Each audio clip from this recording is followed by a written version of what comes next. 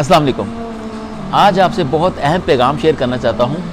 ہمارے گھر میں آج کل ڈسکشن چل رہی ہے. میری وائف نے مجھے کہا کہ آپ کا بڑا بیٹا کہتا ہے کہ آپ نے بینک کی ڈیٹیل دیتے، کریڈٹ کارڈ کی ڈیٹیل اور آئی ڈی کارڈ دیتے ہیں. وہ اکاؤنٹ کھولنا چاہتا ہے امیزون پر یا آن لائن کچھ کرنا چاہتا ہے. حالانکہ میں نے کبھی ان کو روکا نہیں ہے. تو میں نے کہا کرو، بسم اللہ کرو، مجھے خوشی ہوگی، آپ جو کرنا چاہتے ہو کرو، آپ آزاد ہو. اس کے اندر جو بات شیئر کرنے والی وہ یہ ہے، ان کے دماغ میں یہ باتیں کیوں آ رہی ہیں؟ کیونکہ یہ بیسک پرابلم سے فری ہیں. ان کے پاس ٹائم ہوتا ہے پڑھنے کے بعد، گھر کے کام کرنے کے بعد ٹائم ہوتا ہے سوچنے کا. اور جن ملکوں کے اندر بیسک پرابلمز کو نہیں دیا جاتا ہے، اس کی وجہ صرف یہی ہوتی ہے کہ لوگوں کے ذہنوں کو کمزور کر دو، وہ سوچ ہی نہ سکیں.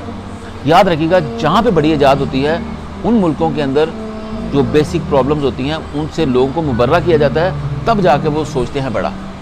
یہ میں شیئر اس لیے کرنا چاہتا ہوں، آپ نے اپنے مائنڈ میں یہ چیزیں تیار کرنی ہے اپنے آنے والی نسلوں کے لیے.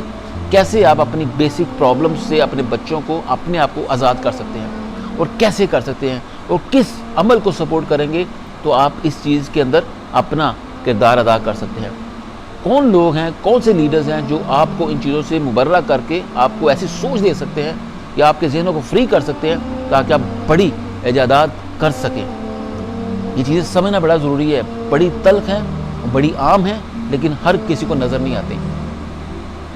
جتنی ایجادات دیکھیں گے وہاں پہ آپ کو، ان ملکوں کے اندر آپ کو نظر آئے گا کہ وہاں پہ جو بیسک پانی، بجلی، گیس، آٹا، چینی، دال کی ڈسکشن نہیں ہوتی.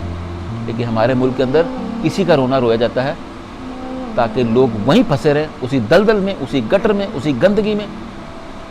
بڑا سوچ ہی نہ سکیں. ہم بڑا کیوں سوچ رہے ہیں؟ جو لوگ بڑا سوچ رہے ہیں وہ کیوں سوچ رہے ہیں؟ کیونکہ بیسک پرابلمز ان کی زندگی کے اندر ہیں ہی نہیں. اپنا خیال رکھیے گا.